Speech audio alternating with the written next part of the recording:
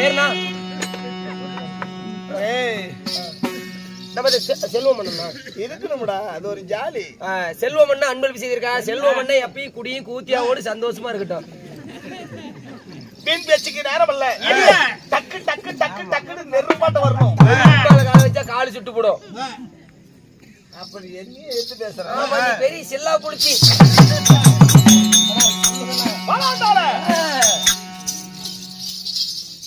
இந்த 17 நாள் கண்ணன் சண்டை, 17 நாள் கண்ணன் சண்டை இந்த நாடகத்தில் நான் தற்பால் விஷயமா வந்தேன். நான் யாரு? என் கை வந்து மாமா இதுக்காக வந்த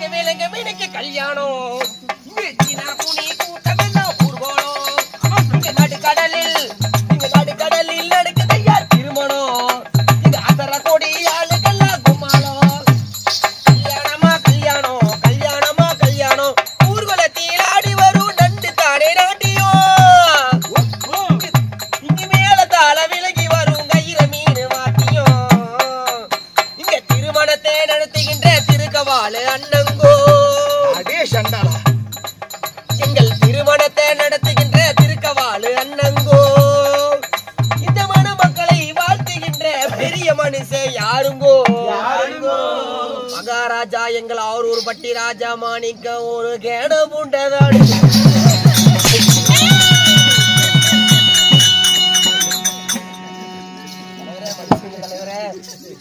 என்னை அவமதிப்பது போல இருக்கிறது. பக்கத்துல வராத யாரு? நானும் சொல்லணுமா? உங்க பாட்டி சேர்ந்து சொல்லணும். பாட்டி சாஞ்சி போச்சு, சொல்லு, நானே சொல்றேன். பூலோகம் பகுர்லோகம், பூலோகம் உபர்லோகம், தனலோகம் தபலோகம். கவலை போகட்டு விட.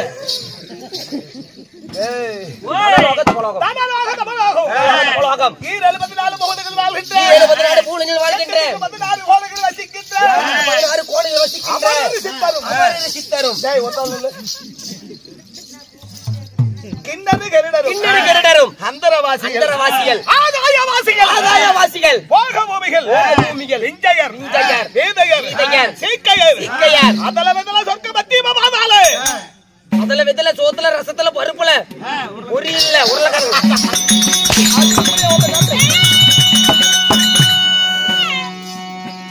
அதுல வெத்தல சொர்க்கம் ரசத்துல பருப்புல உருளைக்கிழங்கு பொரியல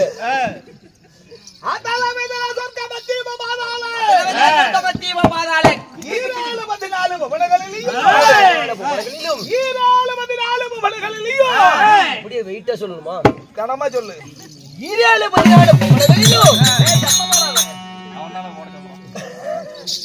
ஆளு வச்சிருக்கிற முன்னாடி கொஞ்சம் சவுண்ட் ஏத்துனா வெயிட்டா இருக்கும். சகல தேவர்களும் போற்று புகழும்படியாகிய சகல தேவர்களும் போற்றும்படியாகிய சகல தேவர்களும் போற்றி புகழும்படியாகிய சகல தேவர்களும் போற்றும் புகழும்படியாகிய நல்ல கடமை சொல்லு. இன்னும் சத்தமாவா? சகல தேவர்களும் போற்றும் புகழும்படியாகிய போதுமா சத்தம்? என் பெயரோ கொடை வள்ளல் கந்தமா மன்னே.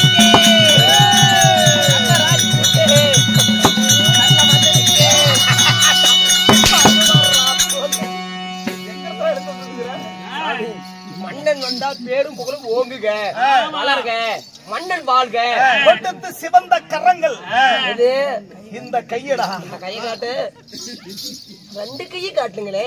ஏன்டா அப்படி சொல்ற? சாபாஸ், கரெக்டா இருக்குது வாட்டம். இது எந்த கையே? கொடுத்து சிவந்த கரமடா. கொடுத்து கொடுத்து சிவந்த கரமா? வாங்கி வாங்கி பிச்சை எடுத்து சிவந்த கரம். ஏடா சொல்ற? அம்மா பின்காலத்துக்கு வரும்னு நினைக்கிறேன். பாப்பா மாணிக்கம்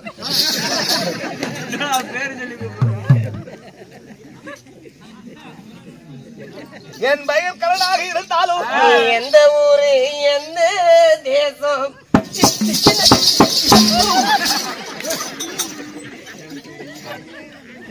எனக்கறிய சொல்லும் சாமியோ. என் பெயர் கலனாக இருந்தாலும் நான் எந்த நாட்டை ஆண்டு வருகிறேன்? ஆண்டு வரக்கூடிய தேசம் என்னை பெற்றாங்களே எங்க அப்பா எங்க அம்மா. ஓயா உங்க அம்மா உங்க அப்பா நாலொரு வண்ணமும் பழுதொரு மேனியும் நாலொரு வண்ணமும் பொழுதொரு மேனியும் பாடா மகனே வருங்கால இளவரசா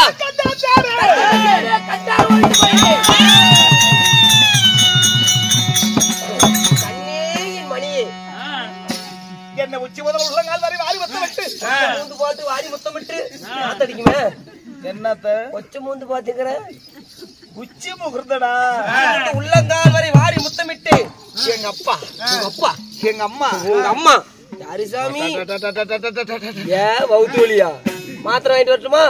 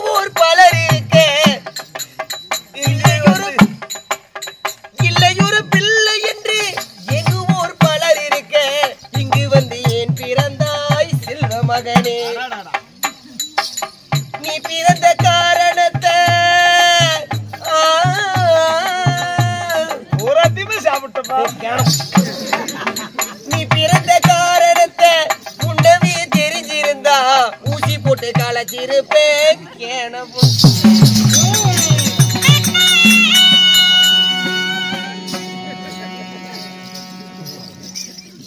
உன்னை பெத்தாங்களே உங்க அம்மா. தாயோ ராதை. தாயோ ராதை. என்ன பலமா சொல்லு. ஏக்கர் கிழிஞ்சு போயிரும். தாயோ ராதை. தாயோ ராதை. சரசரப்பு வருது. எங்க அம்மாவே படபடுத்தாரு. எங்க அப்பா அதிரேந்திரன் சொல்லக்கூடிய ஆச்சாரியார். அதிரேந்திரன் என்று சொல்லக்கூடிய ஆச்சாரியார் எங்க அப்பாவுக்கும் எங்க அம்மாவுக்கும் நான் ஒரே மகன் என்றா என் வளர்ப்பை நான் சொல்லித்தான் நீ தெரிந்து கொள்ள வேண்டுமா? அதான கேட்டேன். பரவாயில்ல சாமி, நல்லா வளர்த்திருப்பாங்களே. நண்பா ஐயா, உன்னுடைய வளர்ப்பு எப்படி? அழுவாதே அண்ணே, அழுவாதப்பா. என்னை எப்படி வளர்த்தலான்னா கேக்குறேன். எங்க அம்மா என்னை எப்படி வளர்த்தலா தெரியுமா? விளக்கு பாத்திருக்கிறியா? விளக்கு என்ன விளக்கு? இந்த மண் விளக்கு, கார்த்திகை விளக்கு. அதுலதான் எங்க அம்மா எனக்கு பால் ஊத்துவா. ரொம்ப வறுமை. பஞ்சமோ பஞ்ச தலைவிரிச்சு ஆடுது எங்க வீட்டுல. டோர் அரிசி, டோர் பருப்பு, ஐயோ எது வாங்கினாலும் நாங்க டோருக்கு தான் போய் வாங்கிட்டு வரணும். டோரு சீலை, டோரு வேட்டி. டோர்னா என்ன? டோர்னா உனக்கு என்னன்னு தெரியாதா சாமி? அரச பரம்பரைடா. நேத்து என்ன நின்னுட்டு இருந்த?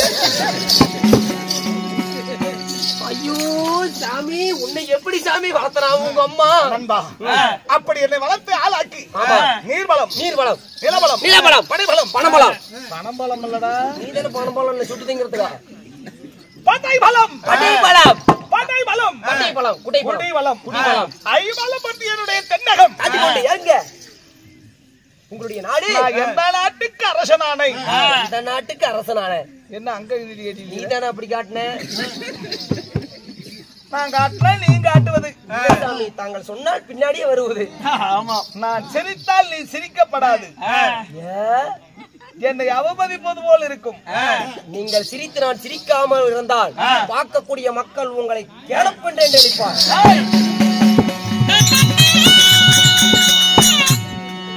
எந்த நாடு? காதல் சுந்தவை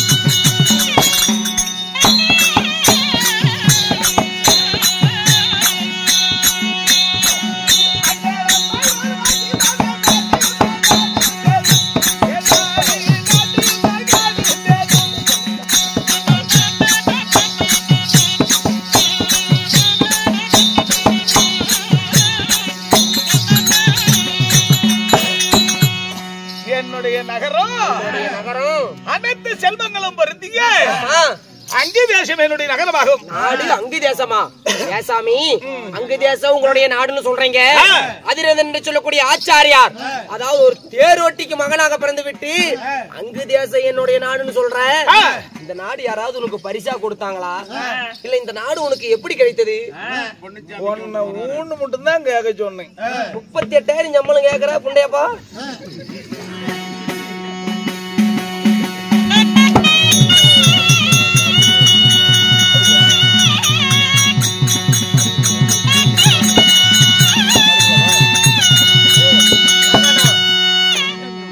என்ன நம்ம பொன்னுசாமி கவுண்டர் ஆண்டவனுடைய அனுபட்டு நோய் நொடி இல்லாம சுகசியா இருக்கணும். என்ன கேட்ட?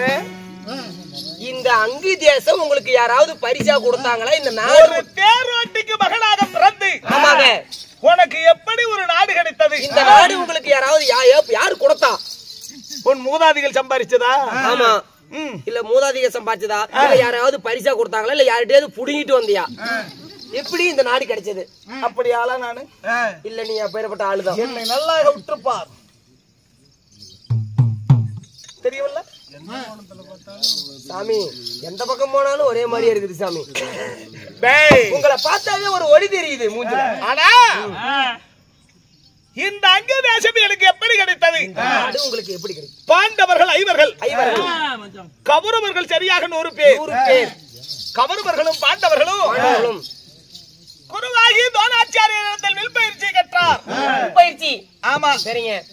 குருதட்சணை கொடுத்து வீடு திரு தருவாயில தோணாச்சாரியருடைய கல்வி கூடத்தில் ஒரு அரங்கேற்றம். ஆமா, அரங்கேற்றம். ஏனென்றால் அவரவர் கற்ற வில்வித்தைகளை அங்கு அரங்கேற்றம் செய்ய போகிறார்கள். அப்படி என்று எல்லா ராஜ மன்னர்களுக்கும் அழைப்பு விடுத்து இப்படி சபையில் அமர்ந்தார். சரிங்க. எல்லாரும் அமர்ந்திருக்கும் அந்த ராஜ சபையில முதலாக குருவாகி தோணர் எழுந்து, சரிங்க, கேளும் ராஜ மன்னர்களே, கேளும் ராஜ மன்னர்களே, என்ன மேலமா சொல்லு, கேளும் ராஜ மன்னர்களே. போதுமா? பாண்டவர்களும் கைவர்களும் அவரவர் கற்ற வில்வித்தைகளை அரங்கேற்றம் செய்ய போகிறார்கள். அரங்கேற்றம் செய்ய போகிறார். இதை அனைத்து நாட்டு மன்னர்களும் கண்டுகளிக்கலாம். கண்டுகளித்து பாருங்கள். அப்படின்னா முதலாக பீமனும் துரியோதனனும் கதாயுத்தம் செய்தார். கடாய் பயிற்சி. உனக்கு என்ன கொல்லாத சண்டை. அப்போ விளையாட்டாக வந்த சண்டை விபரீதத்தில் போய் முடிந்தது. விபரீதத்தில் முடிந்தது. அஸ்வத்தராமன் எழுந்து அந்த சண்டையை சமாதானப்படுத்தினார். இரண்டாவது முறையாக அர்ஜுனன் இழந்தான். கேளும் ராஜ மன்னர்களே, வில்லுக்கு விஜயன், அர்ஜுனனுக்கு நிகர், அர்ஜுனன் ஒருவன் மட்டுமே. இப்பொழுது அர்ஜுனன் ஒரு மாணவராக செய்ய போகிறான். அர்ஜுனனுக்கு அவனேதான். அப்படி என்று குருவாகி தோழர் சொன்னார். குருவே நம்மளை புகழ்ந்து விட்டார் என்ற ஆணவத்தோடு எழுந்தான் அர்ஜுனன். எடுத்தான் ஒரு ஆத்திரத்தை இல்லடா, ஆஸ்திரம். எடுத்தான் ஒரு ஆத்திரத்தை. அது 1 10 1 10 100 1000 சதா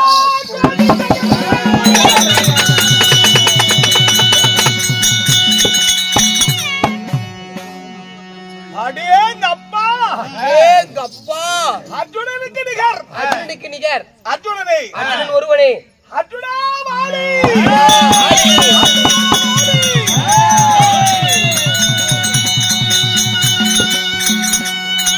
போற்றி புகழ்ந்தார்கள் அங்க இருக்கிறவங்க எல்லாம். அர்ஜுனனுக்கு நிகர் அவன் மட்டும்தான். அப்படி என்று அனைவர்களும் போற்றி புகழ்ந்தார். என்ன பண்ணீங்க? வந்ததே கோபம். எழுந்தேன்.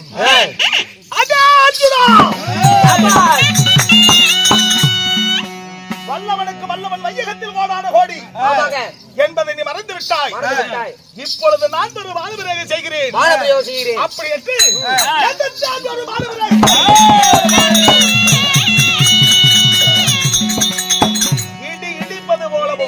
போலவும் மின்னல் மின்னுவது போலவும் பல வினோதங்களை காட்டியது.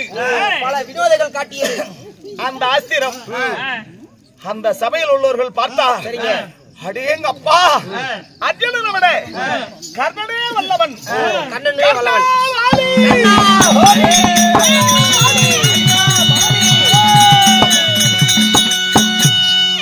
அப்படி என்று போற்றி புகழ்ந்தார் ராஜ மன்னர். அர்ஜுனா, உன்னிடத்தில் வீரமும் திறமையும் இருப்பது உண்மையா இருந்தா என்ன வானத்தை இந்த அர்ஜுனனா இல்லை கர்ணனா? அந்த கர்ணனா. இரண்டில் ஒன்று பார்த்து விடுவோம்.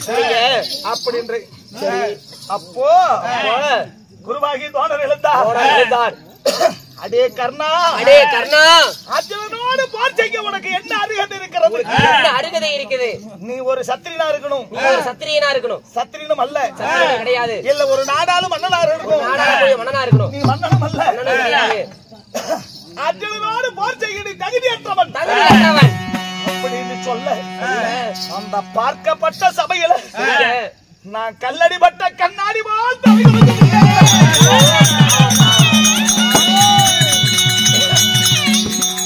பார்த்தா துரியோதனன் இன்றைக்கு பாண்டவரை எதிர்க்க கர்ணன் தான் ஒருவன் வல்லவன். அப்படி என்று இன்று முதல் கர்ணன் இருகுலத்தான் இல்ல, ஈழச்சாதி அல்ல, ஜாதி குலகட்டம் கிடையாது. இன்று முதல் எனக்கு அன்னை, இந்த அங்கே தேசத்துக்கு மன்னன், தேசத்திற்கு மன்னன். அப்படி என்று என்னை இந்த அங்கு தேசத்தை பட்டம் கட்டி அழகு பார்த்தார் துரியோதனன். மன்னன் துரியோதனன் அன்று முதல் இன்று நாள் வரை துரியனுக்காக என் உயிரையும் கொடுக்க கடமைப்பட்டிருக்கிறேன். உயிரையும் பாண்டவரும் கௌரவர்களும் 18 நாள் பாரத போர் நடந்து கொண்டிருக்கிறது.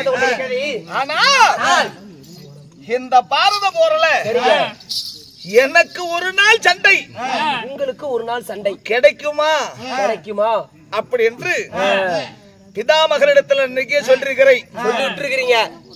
பிதாமகரே, இன்னைக்கு என்னைக்கு போர்க்களத்துல, இன்றைக்கு போர்க்களத்துல முடியாதுன்னு 50 வெள்ளியும் கீழே வைக்கிறியோ அன்னைக்கு தான் நான் போர்க்களத்தில் களமிறங்குவேன், சண்டைக்கு இறங்குவேன் அப்படின்னு அடிக்கடி சொல்லிருக்கிறேன். அடிக்கடி சொல்லி இருக்கிறேன். ஆனா இன்றைக்கு ஏதே ஒரு விஷயமாக துரியன் மன்னன் என்னை அழைத்திருக்கிறார். அதற்கு முன்னாடி ஆனா நீ இன்றைக்கு மன்னனாக தம்பி துரியோதனனை சந்திக்கணும் சொன்னார்.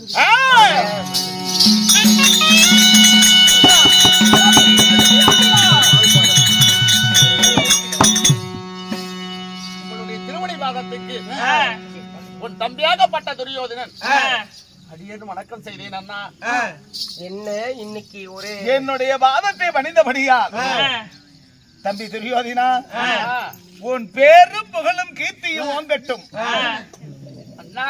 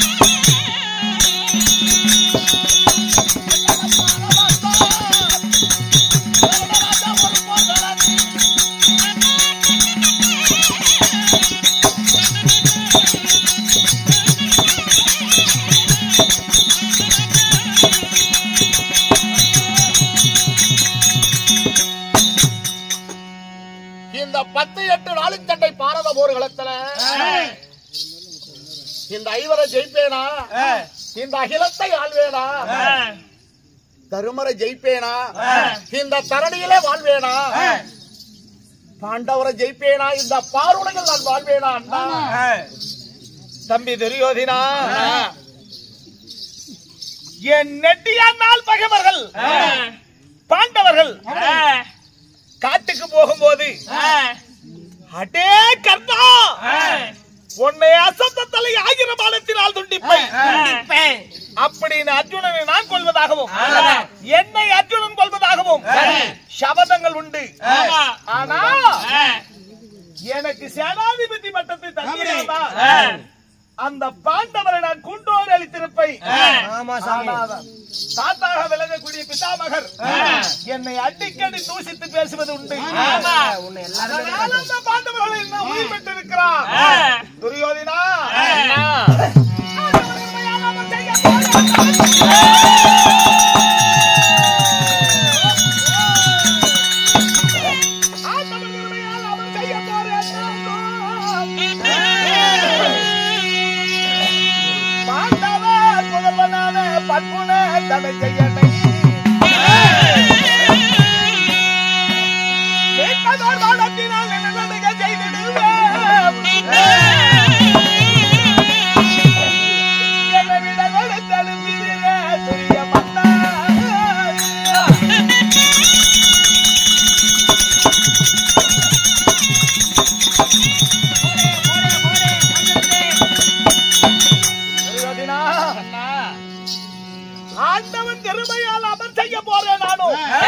கடவுள் ஒருத்தர் இருக்கிறான்.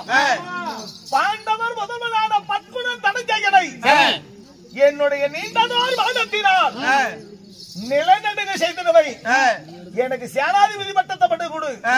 பாண்டவர்கள் இன்றோடு வழிந்து விட்டார் என்று எண்ணிக்கொள்.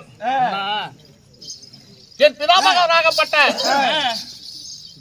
தாத்தா விஸ்வாச்சாரிக்கு சேனாதிபதி பட்டத்தை கொடுத்தேன். முதல் நாள் இருந்து 10 நாள் வரைக்கும் என் பக்கம் நின்று அணிவகுத்து சண்டை செய்தார். 10ஆம் நாள் சண்டையில செகடி என்ற பாடத்தினால என் தாத்தாவை மூச்சையாக்க செய்தான் அந்த பேடி பையன் அர்ஜுனன். 11ஆவது நாள் சண்டைக்கு நம்மளுக்கெல்லாம் குருவாகப்பட்ட துரோணாச்சாரிக்கு சேனாதிபதி பட்டத்தை கொடுத்தேன். நேற்று தினம் துரோணரும் மாட்டு மடிந்தார். இன்னைக்கு உன்னை மலை போல நம்பி வந்திருக்கிறேன். அண்ணா, இந்த அகிலத்துல நானே ஆள வேண்டும். உனக்கு இன்னைக்கு சேனாதி பட்டத்தை கொடுத்து குருச்சேத்திரம் அனுப்புகிறேன். ஆகட்டும் தம்பி. உனது தம்பியை இந்த துரியனுக்கு வெற்றி செய்து வெற்றி முரசு கொட்டி வர வேண்டும். ஆகட்டும்.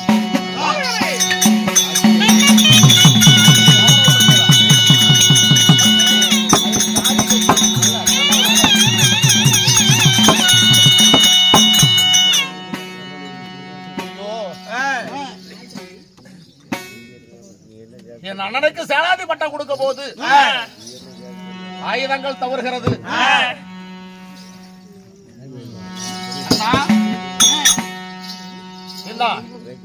குருச்சேத்திரம் சென்று நீயும் போ.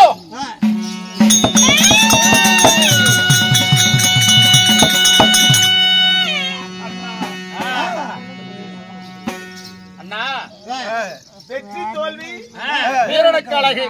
அதனால இதோ ஜல்லிய மாமன் துணை கொண்டு நான் சமர்களை புறப்படுகிறேன். போய் வருகிறேன். போய் வா அண்ணா.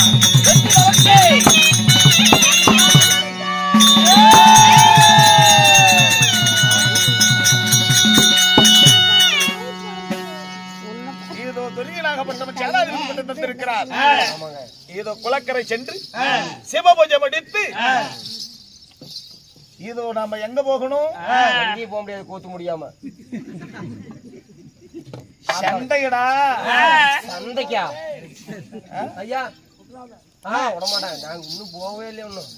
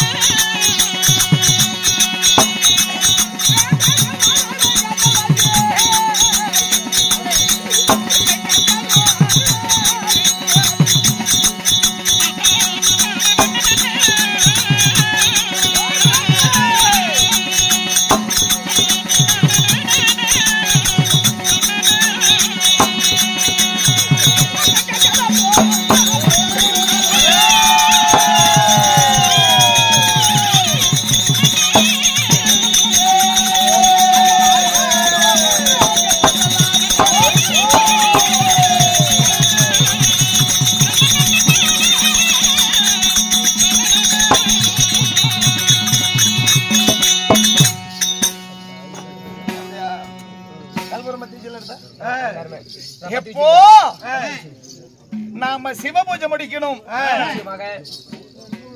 எல்லாம் அல்ல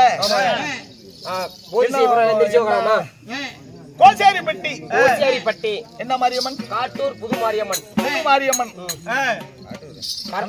அந்த ஒன்னான பட்ட அந்த பரமேஸ்வருடைய அருள் பெற்று இந்த சக்தி சாமண்டி ஜடாதரி முக்கண்ணி சக்தி ஜடாதரி சாமண்டி முக்கணி ஆயிரம் கண்ணுடையாள் அங்காளம்மன் மேல் வளையலூரில் எழுந்தருளிய அந்த ஆதிபராசக்தி இந்த பச்சியம்மனுடைய அருள் பெற்று நோய் நொடி இல்லாம அவர்கள் எப்படி இருக்க வேண்டும்?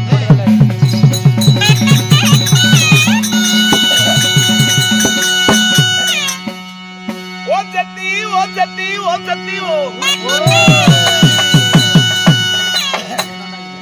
அம்மாவனுக்கு பத்து விரும்பாதி நம்ம எத்தி கதிரகாஜமுமா தட்ட தட்ட கொலுந்தோம். அம்மாவனுக்கு பத்து விரும்பாதி நம்ம எத்தி கதிரகாஜமுமா தட்ட தட்ட கொலுந்தோம். அம்மாவனுக்கு முத்து மூக்குந்தையும் மோகன மாலை அழகு முடி திட்ட தாலி அழகும். அப்படி ஜெகமல்ல முகமல்ல முகமல்ல வழியிட்டு வஞ்சரி அது வம்பின் அழகும். அகிலாண்ட கோடி பிரம்மண்ட நாயகி உலகம் எல்லாம் மறுபாலிக்கு அங்காள ஈஸ்வரி.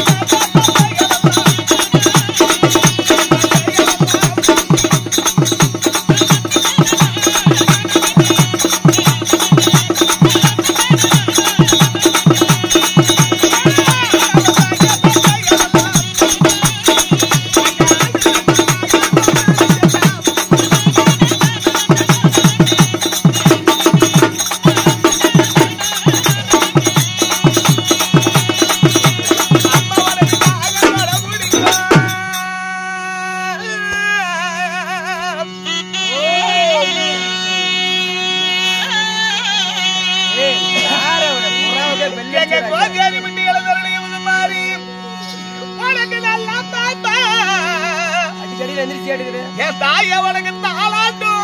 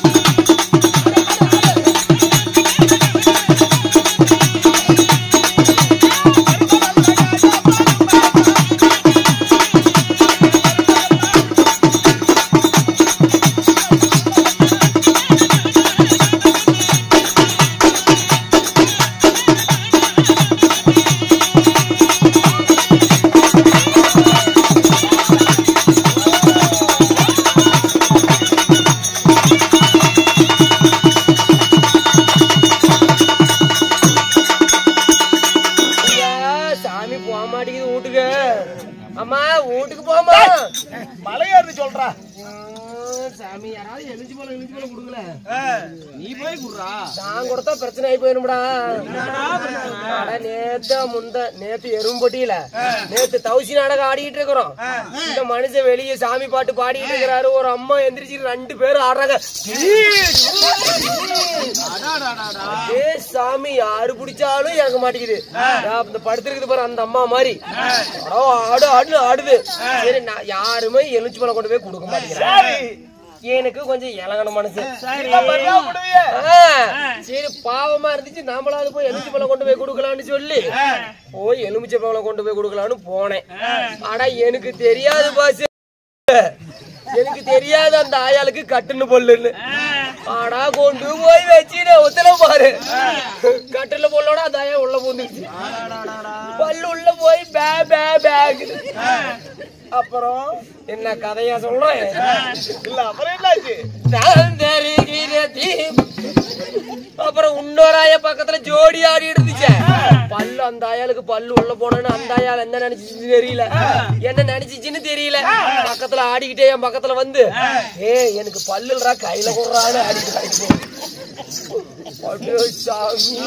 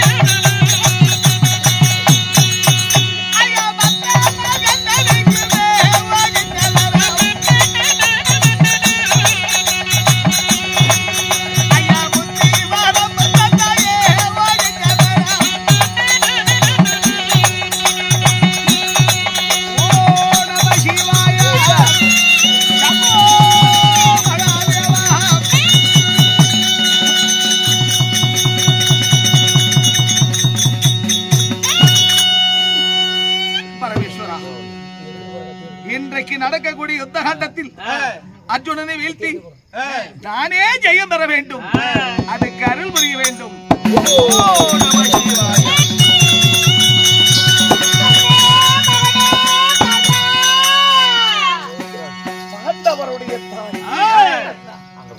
பாண்டவருடைய தாய் இந்த குலக்கரைக்கு வர வேண்டிய காரணம்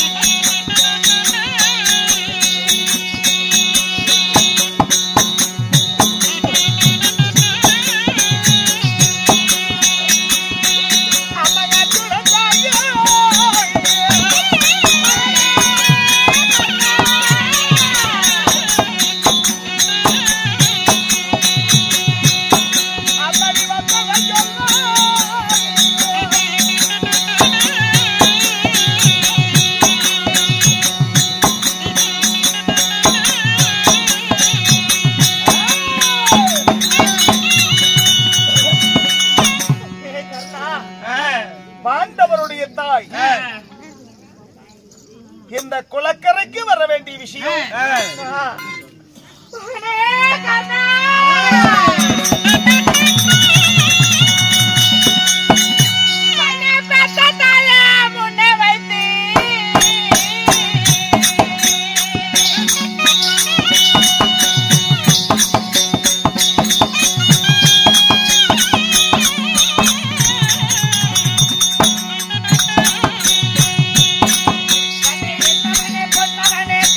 ராஜா பாண்டவர்க்கு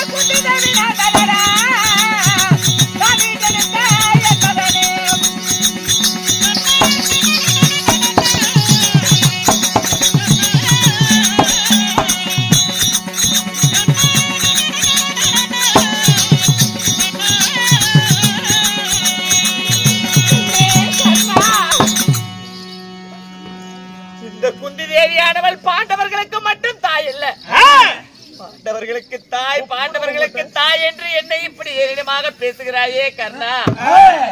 உன்னை ஈன்றவளும் இந்த குந்தி தேவிதான் என்பதை அறிந்திடுங்க கர்ணா.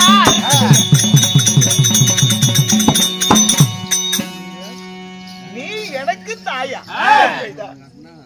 பாண்டவருக்கு மட்டும் தாய் இல்ல, கர்ணன் உனக்கும் தாய் தான்.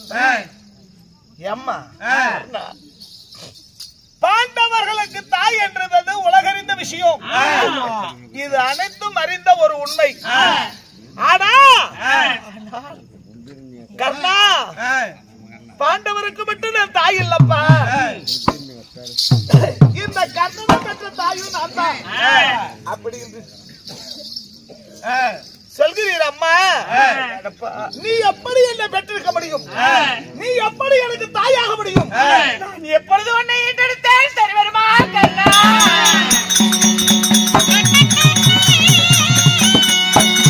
கண்ணனுக்கு சின்ன சிறு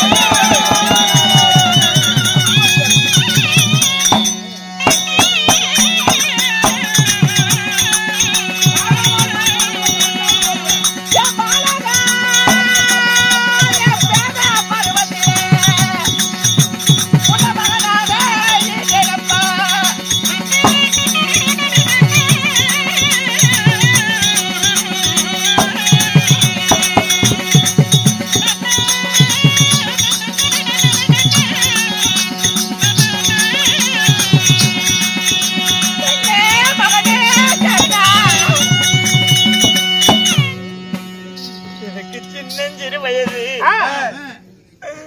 நான் பேதை பருவமாக இருக்கும் பொழுது எனக்கு கல்யாணம் ஆகவில்லை, கண்ணி கழியவில்லை, மனமதும் ஆகவில்லை, எனது மங்கை பருவமும் எய்தவில்லை.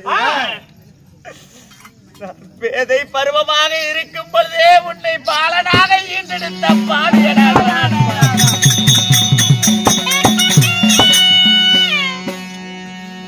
சபாஷ். அஞ்சும் சிறுவயது, அறியாத பருவம், கன்னி கலியல, கல்யாணம் ஆகல. அம்மா, ஒரு தாய் ஒரு மகனை பெற வேண்டும் என்றால் 16 வயது அடைய வேண்டும். ஒரு ஆடவனை மணந்து கொள்ள வேண்டும். அப்பதான் ஒரு பெண் ஒரு மகனுக்கு தாயாகிறாள். ஆனா உனக்கு கல்யாணமும் ஆகல, தக்க பருவம் அடையல, 5 சிறு வயதுல அறியாத பருவத்துல என்னை எப்படியுமா நீ பெற்றிருக்க முடியும்? ஒரு பெற்ற மகன் ஈன்றெடுத்த தாயை கேட்க கூடாத கேள்விகளை எல்லாம் கேட்கிறார். தாயிடத்தில் அம்மா என்னை நீ எப்படி பெற்றாய் என்று கேட்ட, இப்படி நீ கேட்கக்கூடிய ஒவ்வொரு கேள்விகளும் இருதயத்திலே ஈட்டி பாய்வது போல் இருக்கிறதா?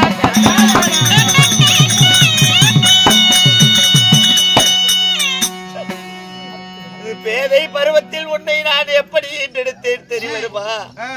எப்படி அம்மா?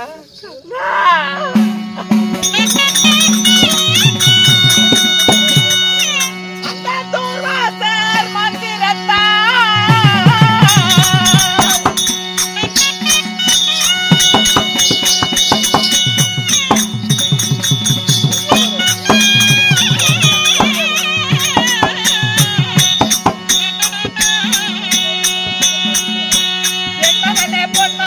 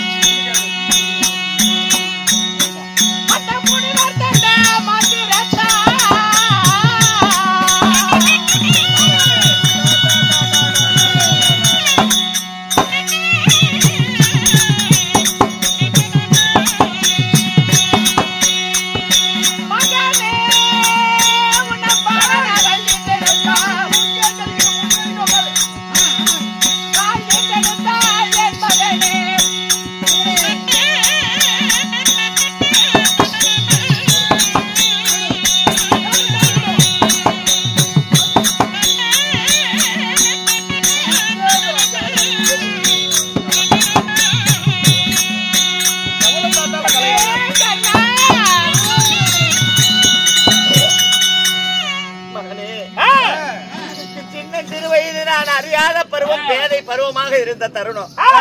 ஒரு நாள் ஒரு தினத்தில் என் தந்தையாராக விளங்கக்கூடிய குந்திபோஜ அரசர் வேட்டைக்கு சென்றாரா.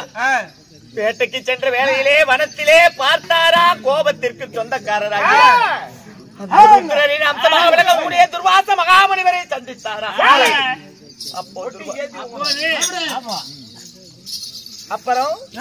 அப்போ துர்வாச மகாமுனிவர் என் தந்தையாரை பார்த்து, குந்திபோஜரே, இதோ நாளைய தினம் உன்னுடைய அரண்மனைக்கு நான் பிரவேசிக்க போகிறேன். உன் நாட்டிலே சில காலங்கள் தங்கி நான் செய்ய வேண்டிய யாகங்கள் சில இருக்கிறது. அதை முடித்து விட்டு செல்லும் வரை எனக்கு உன் அரண்மனையில் இருக்கக்கூடியவர்கள் தகுந்த பணிவிடைகள் செய்ய வேண்டும். என் யாகத்திற்கு இடையூறு இல்லாமல் பார்த்துக்கொள் என்று சொன்னாரா. தூர்வாசர் உண்மைதான். சரி, இதை செவிமெடுத்த என் தந்தையார் ஆகட்டும் என்று கூறிவிட்டு வாடிய முகத்துடன் வந்தார். ஒரு முனிவர் நாட்டுக்கு வருகிறார் என்றால் சந்தோஷத்தானே பட வேண்டும். ஆனால் என் தந்தையார் எதனால் இப்படி வாடிய முகத்தோடு வந்தார்? வந்தவரை ஏன் என்று கேட்டேன். துர்வாச மகாமுனிவர் நம்முடைய அரண்மனைக்கு பிரவேசிக்க போகிறார் அம்மா. அவர் யாகத்தில் ஏதாவது குறைபாடு ஏற்பட்டு விட்டார். அவரோ கோபத்திற்கு சொந்தக்காரர். அவர் கோபத்திற்கு வந்து விட்டா நம்மை எல்லாம் சபித்து விடுவார் அம்மா. சாபத்தில் இருந்து தப்பிக்க வேண்டும் என்றால் தகுந்த பணிவிடை செய்ய வேண்டும். நான் யாரை நியமிப்பதென்றே தெரியவில்லை என்று வாடிய முகத்தோடு கூறினார் என் தந்தை. பிறகு அவரிடத்தில் நான் ஆறுதல் கூறி, அப்பா, அரண்மனையில் இருக்கக்கூடிய பணியாட்களை பணி நிமித்தமாக வைத்தால் அல்லவா அவருக்கு பணிவிடையில் குறை ஏற்படும். நீங்கள் ஈன்ற மகள் நான், இந்த குந்தி தேவி நான் இருக்கிறேன். வரக்கூடிய துர்வாச மகாமுனிவருக்கு தகுந்த பணிவிடைகளை நானே செய்கிறேன் என்று சொல்லி அவருக்கு ஆறுதல் கூறினேன். அவர் கூறியது போலவே மறுதினம் துர்வாச மகாமுனிவர் அரண்மனைக்கு பிரவேசித்தார். சில நாட்கள் தங்கி அவர் யாகங்களை செய்தார். அவர் யாகத்தில் இடையூறு ஏற்படாமல் இருக்கும்படி அவருக்கு தேவையான அனைத்து பணிவிடைகளையும் அவர் மனம் மகிழும்படி நான் செய்து முடித்தேன். சரி, அவரது யாகமும் முற்றிற்று. அப்போ பார்த்தார் துர்வாச மகாமுனிவர், அம்மா பெண்ணே குந்தி, இந்த சிறு வயதில் எவ்வளவோ பெரியவர்கள் செய்யக்கூடிய தேவைகளை எல்லாம் நீ செய்து முடித்து விட்டாய் என்று என்னை பற்றி என் வாழ்வை முன்னமே ஞானத்தால் யோசித்து பார்த்தார். தன்னுடைய ஞான திருஷ்டியால் என்னுடைய வருங்காலத்தை பார்த்த துர்வாச மகாமுனிவர் வருங்காலத்தில் எனக்கு பயன்படும் என்று சொல்லி 5 மந்திர உபதேசங்களை எனக்கு அருளினார். அப்போ அந்த 5 மந்திர உபதேசங்களை நான் பெற்றவுடனே துர்வாச மகாமுனிவர் அரண்மனையை விட்டு வெளியேறினார். ஒரு நாள் ஒரு தினம் இரவு நேரத்தில் உப்பரிய மாலையிலே நின்று கொண்டிருந்தேன். இரவில் ஒளிரக்கூடிய சந்திர பகவான் முழு நிலவாக காட்சி கொடுத்தார். பௌர்ணமி தினம். அப்பேற்பட்ட அந்த சந்திர பகவானை பார்த்த பொழுது என் மனதிலே ஒரு எண்ணம், இரவிற்கு ஒளி வீசக்கூடிய சந்திர பகவானே இவ்வளவு அழகாக இருக்கிறார் என்றால் பகலில் ஒளி தரக்கூடிய அந்த சூரியன் பிரகாசம் எப்படி இருக்கும் என்று மனதிலே எண்ணினேன். விடியற் காலையும் ஆனது. என் தோழியாகிய சுசீலையுடன் கங்கை கரைக்கு நான் நீராடுவதற்காக சென்றேன். கதிரோன் உதயமாகி இளம் சூரியனின் கதிராகப்பட்டது அந்த நீரிலே எனக்கு தென்பட்டது. அதை பார்த்தவுடனே மனதிலே ஒரு எண்ணம், துர்வாச மகாமுனிவர் நமக்கு மந்திரங்களை உபதேசித்திருக்கிறார். அந்த மந்திரம் பழிக்குமோ பலிதமாகாதோ என்று பரிசோதித்து விடலாம் என்று சொல்லி பெண் புத்தி பின் புத்தி அல்லவா, அந்த மந்திரத்தை பரிசோதிக்கலாம் என்று மனதில் எண்ணி அந்த மந்திரத்தை சூரிய பகவானை நினைத்து உச்சரித்து சூரிய பகவான் பிராமணர் ரூபத்தில் என் கண் முன்னே தோன்றினார். பெண்ணே குந்தி, துர்வாசர் உனக்கு சொல்லிக் கொடுத்த மந்திரத்திற்கு கட்டுப்பட்டு நான் வந்திருக்கிறேன். உனக்கு நான் ஒரு குழந்தையை கொடுக்க வேண்டும், பெற்றுக்கொள் என்று சொல்ல, அப்போ அவர் காலிலே விழுந்தேன், அழுதேன், மன்றாடினேன், பரிதவித்தேன். சுவாமி, நான் கல்யாணம் ஆகாதவள், கண்ணி கலியாதவள், பேதை பருவமாக இருக்கக்கூடியது. அதாவது 10 வயதில் இருந்து 13 வயது வரை இருக்கக்கூடிய பெண் குழந்தைகளை பேதை பருவம் உள்ள பெண்கள் என்று சொல்வார். இப்படி பேதை பருவத்தோடு இருக்கக்கூடிய எனக்கு நீங்க குழந்தை கொடுத்தா குந்திபோஜன அரசாங்கத்தில் இருக்கக்கூடிய நாட்டு மக்கள் எல்லாம் என்னை கண்டால் கைகொட்டி நகைப்பார்கள். பார்ப்பவர்கள் எல்லாம் இளவரசி இப்படி திருமணம் ஆகாமல் குழந்தையை ஈன்றெடுத்தாள் என்று சொல்லி பரிகாசம் பேசுவார்கள் சுவாமி. தாங்கள் திரும்பி செல்லுங்கள் என்று கூறினேன். ஆனால் சூரிய பகவான் சொன்னார், ஒருவேளை அந்த மந்திரத்திற்கு கட்டுப்பட்டு உனக்கு குழந்தையை அருளாமல் சென்றா துர்வாச மகாமுனிவரின் பெருத்த சாபத்திற்கு நான் ஆளாகி விடுவேன். அதனால நான் ஒரு உபயம் சொல்கிறேன் அம்மா. உன்னை இப்பொழுதே கன்னி பெண்ணாக நான் திட்டித்து உனக்கு நான் குழந்தையும் அருளி குழந்தை பிறந்த பிறகு மீண்டும் உன்னை பேதை பருவமாக்குகிறேன். அதனால் இந்த குழந்தை ஏற்றுக்கொள் என்று சொன்னார். தெய்வத்தின் கட்டளை அல்லவா, ஒப்புக்கொண்டேன். அந்த சூரிய பகவானின் அருளால் தெய்வ பிண்டம் ராத்தங்காது என்ற காரணத்தினால் 3.25 நாளிகையில் நீ ஆண் குழந்தையாக எனக்கு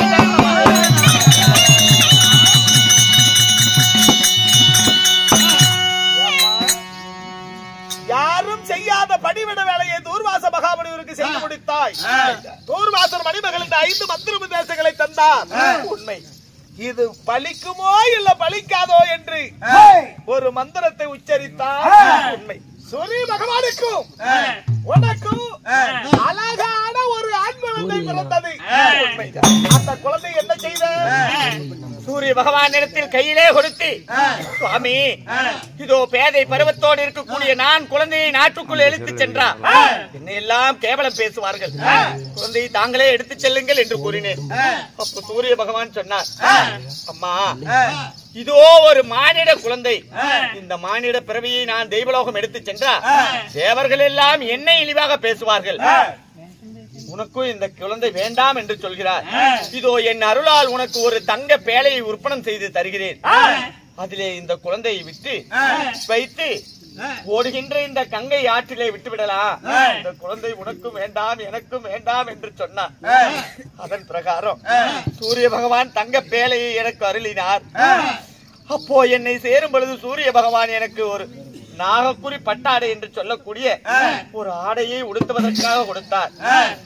அப்போ அந்த பேழையில் குழந்தையை வைப்பதற்கு முன்பதாக நான் ஈன்றெடுத்த உனக்கு உன் புண்ணான மேனி புண்ணாகி கூடாது என்று சொல்லி நான் அணிநின்ற ஆடையை அந்த பேழையில் வைத்து அதன் மீது உன்னை வைத்து இந்த கல்லெஞ்சோடு இருந்த இந்த குந்தி தேவி உன்னை ஆகாத பிள்ளை என்று ஆற்றிலே விட்டேனடா மகனே.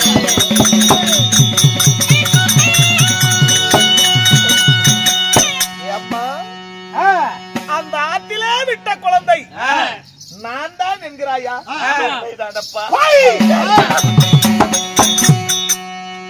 பல ஆண்டு காலத்துக்கு முன்னால ஒரு குழந்தையை பெற்றெடுத்தாய். அது ஊருலகைக்கு போல அடிலகைக்கு போல ஆற்றிலே விட்டு விட்டாய். அது மண்ணோடு மண்ணாய் இருக்கும். இல்ல ஒரு மீன் மச்சங்கள் அறிந்திருக்கும். அந்த குழந்தை எப்படி நானாக முடியும்? இத்தனை ஆண்டுகளாக நானும் அப்படித்தான் நினைத்திருந்தேன். நான் தகாத பிள்ளை என்று தண்ணீரிலே விட்ட குழந்தையை நீரிலே வாழக்கூடிய உயிரினங்கள் உண்டு புசித்திருக்கும். இறந்தப்பா என்று எண்ணி இருந்தேன். தெய்வாதீனமாக இன்றுதான் நீ உயிரிழக்கும் இருக்கக்கூடிய செய்தியை கேட்டறிந்தேன். ரெடியாக தாய் பாசம் மீறிட்டு உன்னை காண்பதற்காக ஓடோடி வந்தேனப்பா, ஓடோடி வந்து. அந்த குழந்தைக்கு வேற ஏதாவது அங்கடையாளம் உண்டா? ஒரு தாயானவள் எத்தனை குழந்தையை ஈண்டெடுத்தாலும் ஒவ்வொரு குழந்தைக்கும் இருக்கக்கூடிய அடையாளங்களை எத்தனை ஆண்டு காலங்கள் ஆனாமல் தன்னுடைய நெஞ்சில் வைத்திருப்பார். கர்ணா, சூரிய பகவானுக்கும் எனக்கும் நீ பிறந்த பொழுது உன் மார்பிலே கவசமும் காதலே குண்டலமும் தாங்கி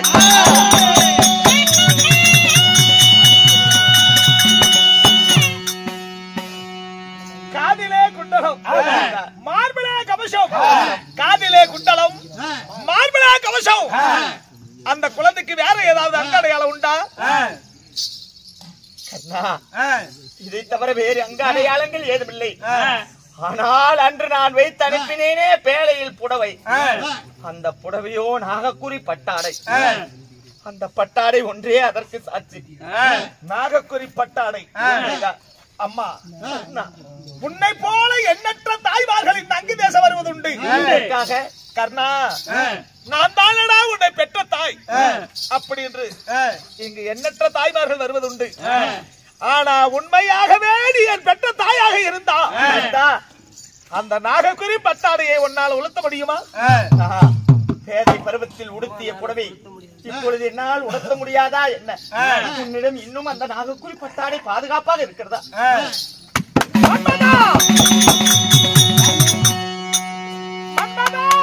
இன்னொரு டைம் கூப்பிடு.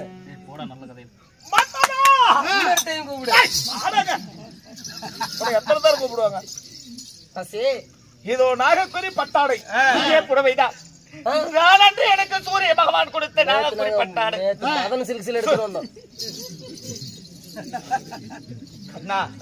இதோ தோளுக்கு மேல் ஒரு ஆண் குழந்தை வளர்ந்தா தாய் அவன் முன்னே உடை மாற்றுவது உச்சிதம் அல்ல.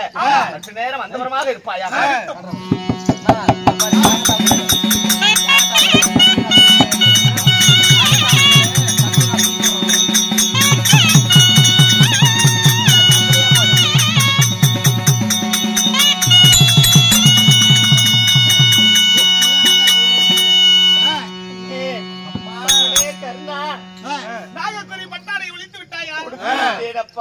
இப்பொழுதாவது என்னை தாய் என்று ஏற்பாயா?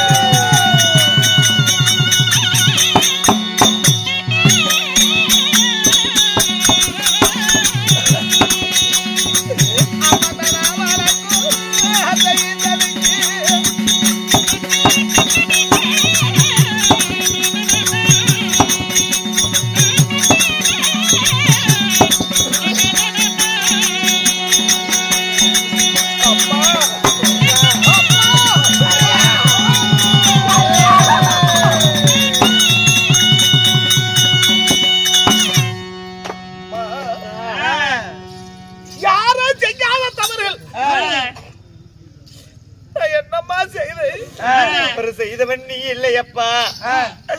குந்திக்கு மகனாக பிறந்து குலக்கட்ட பாவியாடுறப்பா. அம்மா, என்னை போல நாடாளு மன்னர்களும் குடிமக்களும் என்ன விட்டு பின்ன இவன் ஜாதி குல கெட்டவை, இது குலத்தான் ஏன ஜாதி அப்படி என்று என பலவாறு பேசுவதுண்டு. அம்மா, எனக்கு ஒரே ஒரு ஆசை அம்மா. என்ன ஆசை சொல்லப்பா? நாம சாகரத்துக்குள்ள நம்ம பெத்த தாயை பார்ப்போமா, இல்ல பார்க்காமையே இறந்து விடுவோமா? அப்படி எனக்கு பல நாளா ஏக்கம்.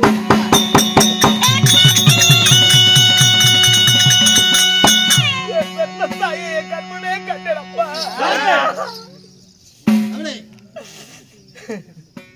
அம்மா, பல ஜென்மங்கள் வாழ்ந்தது போல எனக்கு ஒரு மன திருப்தி. அம்மா கர்ணா, பாண்டவருக்கும் கௌரவருக்கும் சண்டை நடந்து கொண்டிருக்கிறது உண்மைதான். இந்த வேளையில இந்த குலக்கரை என்ன தேடி வந்தியே, அம்மணி வந்ததே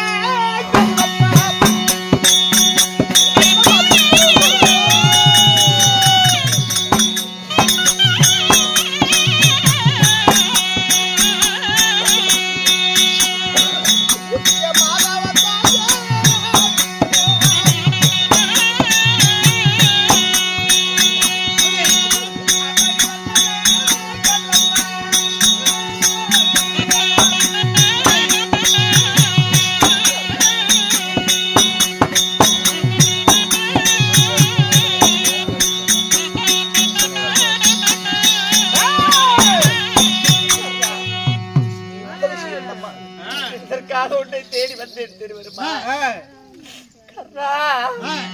கண்ணே கைவரானே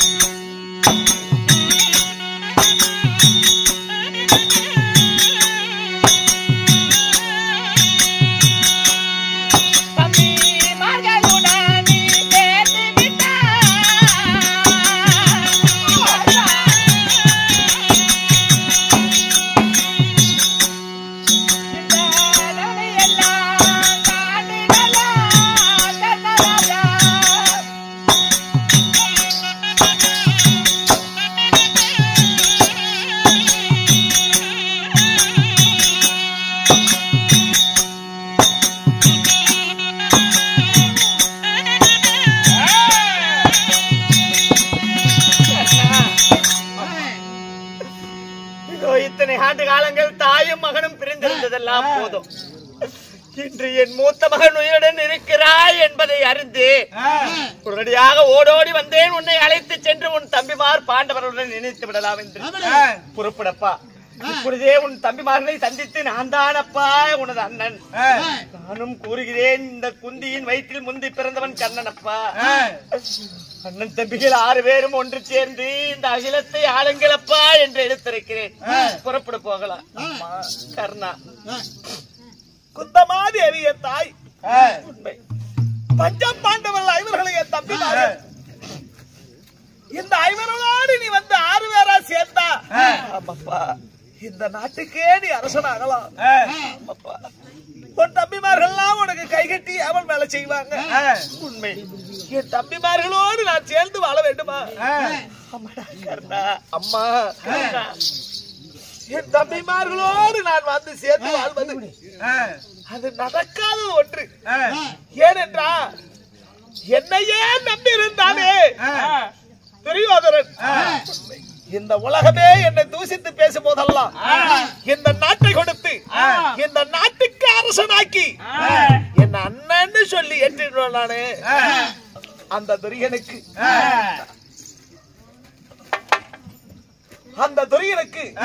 நான் நன்றி கடப்பட்டு இருக்கிறேன். அதனால இன்றைக்கு நடக்கக்கூடிய சண்டைகளை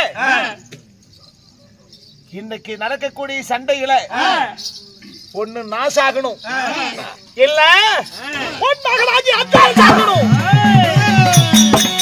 இதுல ரெண்டுல ஒண்ணுதான் நடக்கும். என்னிடத்தில் நீ உண்ட கடனை தீர்ப்பதற்காக தாயுடன் வரமாட்டேன் என்று மறுக்கிறாயே. உண்மைதான். இந்த குந்தியின் வயிற்றிலே 5 பஞ்ச பாண்டவர்கள் பிறந்தார். நீதி நெறி தவறாமல் இது நாள் வரை வாழ்கிறார். அவர்களுக்கெல்லாம் மூத்த பண்ணி அரிசியானது என்றாவது ஒரு நெல்லில் அரிசி இல்லாமல் பதிராகி விடுமா? ஆள் கடலில் என்றாவது ஆழம் குறைந்து விடுமா? நீ மட்டும் முதலில் அவர்களுக்கு முன்பே என் வயிற்றில் பிறந்தவன் தானே. நீ மட்டும் நீதி நெறி தவறியா வாழ்ந்து விட போகிறாய். கர்ணா, அம்மா தாயானவள் நான் அழைத்தேன், வரத்தான் மறுத்து விட்டாய். உன்னிடத்தில் ஒன்று கேட்கலாமா? என்னம்மா? கர்ணா,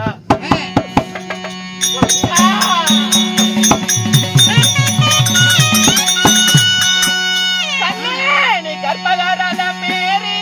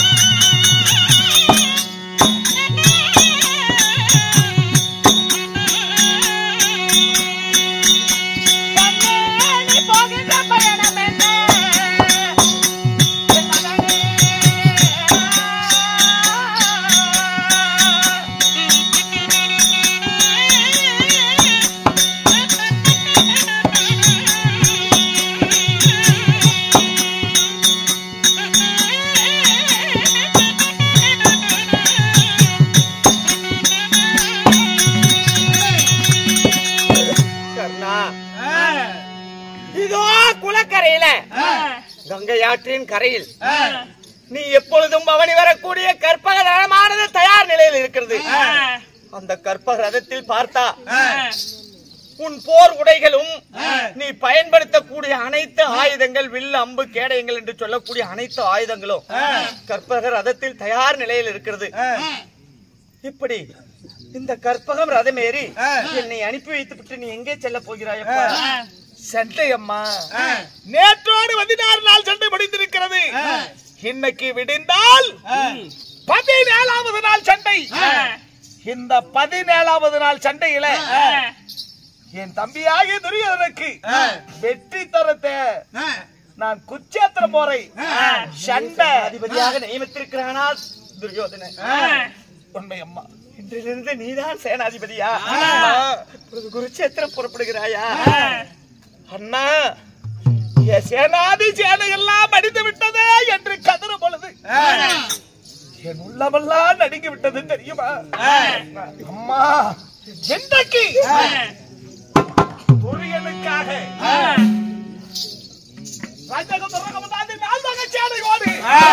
சண்டைக்கு போகத்தான் போரி, பாண்டவர்களை வீழ்த்தத்தான் போரி.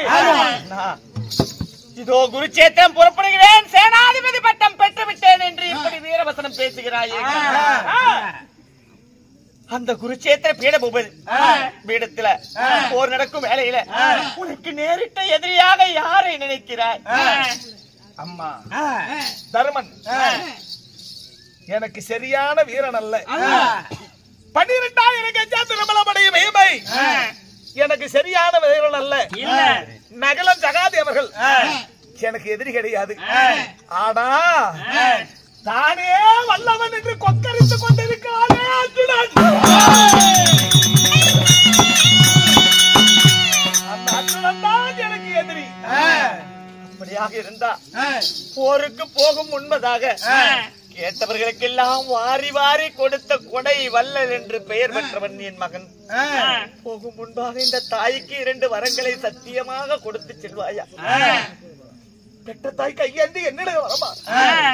என்னம்மா கர்ணா, 5 பஞ்ச பாண்டவர்களிலே அர்ஜுனன் தான் எனக்கு நேரிட்டு எதிரி என்று கூறுகிறாயே.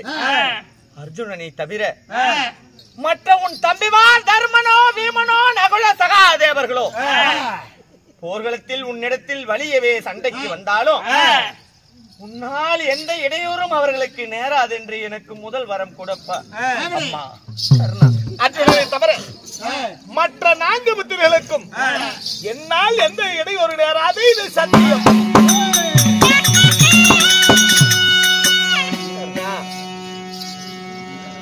எனக்கு மற்றொரு வரம். என்னம்மா? இதோ இந்த உலகையே அழிக்க வல்லது நாகஸ்திரம். அப்பேற்பட்ட நாகஸ்திரத்தினை அந்த குருச்சேத்திர பீடபூமியில் போர் நடக்கும் பொழுது ஒரு முறைக்கு மேல் மறுமுறை பிரயோகிக்க மாட்டேன் என்று எனக்கு மறு சத்தியம் வரமாக கொடு. அம்மா நான் வளர்க்கப்பட்ட நாகக்கடை ஒரு ஆசிரத்தை தொடுத்தேனானால் அந்த ஆகன் அல்ல, அந்த அர்ஜுனன் அல்ல, 1000 அர்ஜுனன் வந்தாலும் அந்த நாகாசுரனை தடுக்க முடியாது. ஒரு கணிக்கு மேல் மறுகணை விடக்கூடாது. அவ்வளவுதான். ஒரு கணிக்கு மேல் மறுகணை விட மாட்டேன். இது சத்தியம். ஆகட்டும் கர்ணா, போர்க்களத்திற்கு நேரமாகி விட்டது. தாய் உடனே தேன் வர மறுத்து விட்டாய். உனக்கும் வேலை இருக்கும். மீண்டும் இருவரும் சந்திப்போம். இருந்தால் சந்திப்போம். வருகிறேன். நான் மட்டும் உனக்கு ஆகாத பிள்ளை தானே.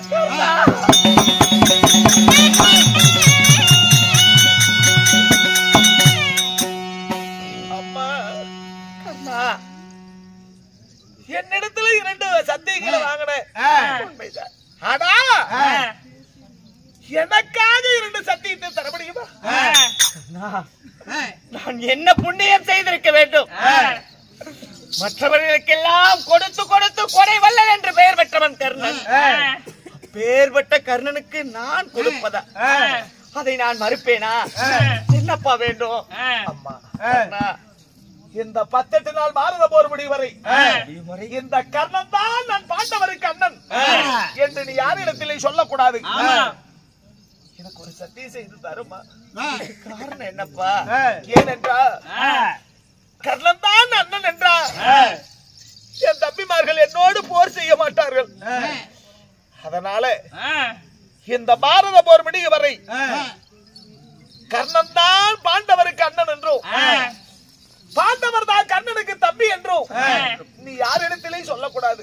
ஆகட்டும் அப்பா. பாரத போர் முடியும் வரை கர்ணன் இந்த குந்தி தேவிக்கு முந்தி பிறந்தவன் என்றும் பாண்டவர்களுக்கு அண்ணன் என்றும் யாரிடமும் கூற மாட்டேன்.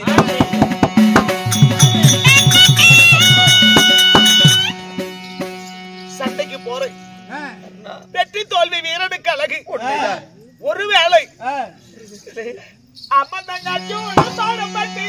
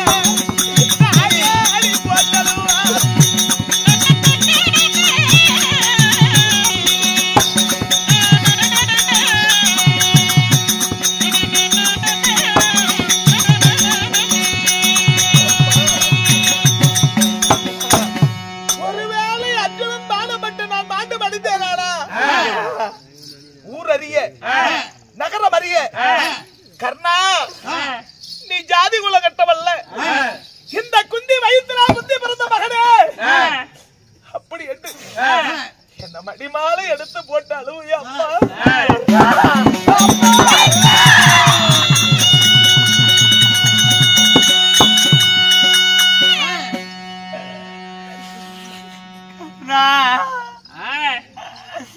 இணை படைத்த தெய்வமே,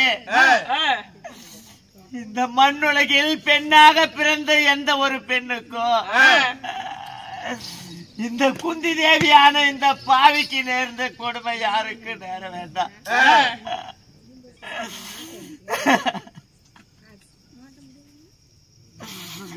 பெற்ற தாய் நான் உயிருடன் இருக்க வேண்டுமா?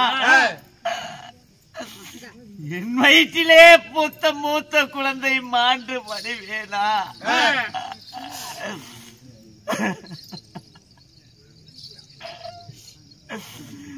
அவனை நான் எடுத்து அட வேண்டுமா? ஒரு தாய் ஒரு பிள்ளையை பெறுகிறார் என்றா வாழ்ந்து முடிந்த பிறகு அவள் உயிர் பிரிந்தா பெற்ற பிள்ளை தாய்க்கு செய்ய வேண்டிய அனைத்து ஈமச் சடங்குகளையும் முறைவர செய்து அவர்களுக்கு ஆற்ற வேண்டிய கடமை செய்து முடிப்பா. பெற்றவர்களின் ஆத்மாவை சாந்தி அடைய செய்வான் என்று எந்த ஒரு தாயும் ஏங்கி இருப்பாளே. இந்த கொடிய பாதகியாகிய இந்த குந்தி தேவிக்கு இப்படி ஒரு நிலைமை ஏற வேண்டுமா? ஆண்டவா, என்னை படைத்த இறைவா, இந்த மண்ணுலகில் என்னை போல பெண்ணாக பிறந்தவர்களுக்கு என்கதி யாருக்கும் நேர வேண்டாம். கர்ணா, இப்பொழுது நீ போர்க்களம் புக போகிறாய். ஒருவேளை போர்க்களத்தில் அர்ஜுனனின் பானம் பட்டு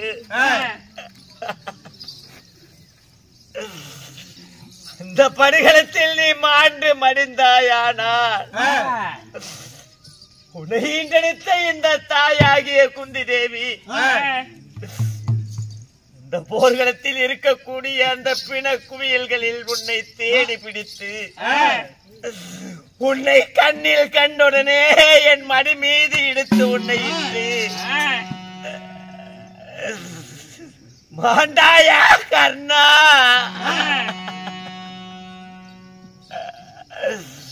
இந்த குந்தி வயிற்றிலே முந்தி பிறந்தவனே என் மகனே கர்ணா, நீ மாண்டாயா என்று என் மடி மேல் எடுத்துட்டு என் கூந்தல் எனும் மயிர் விரித்து என் இரு கரங்களால் என் மாரடித்து மகனே மாண்டாயா என்று மண்ணுலகம் அறியும்படி அழுவேடப்பா. இதோ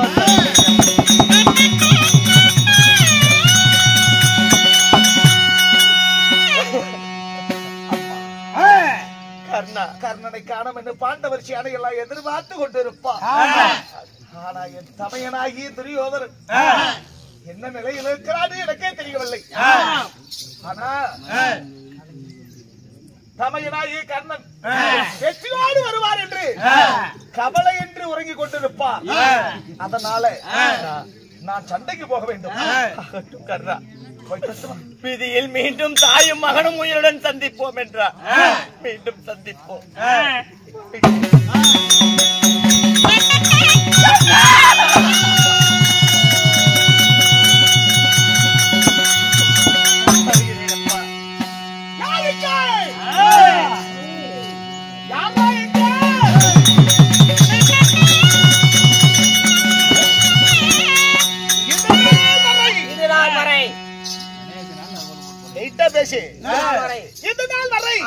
என்ன ஜாதி குலகத்தவை அப்படி என்று என்னோட கூடி வாழாத மனைவி பொண்டாட்டி நம்மளுது யார் அந்த அம்மாவா அங்க காட்டுற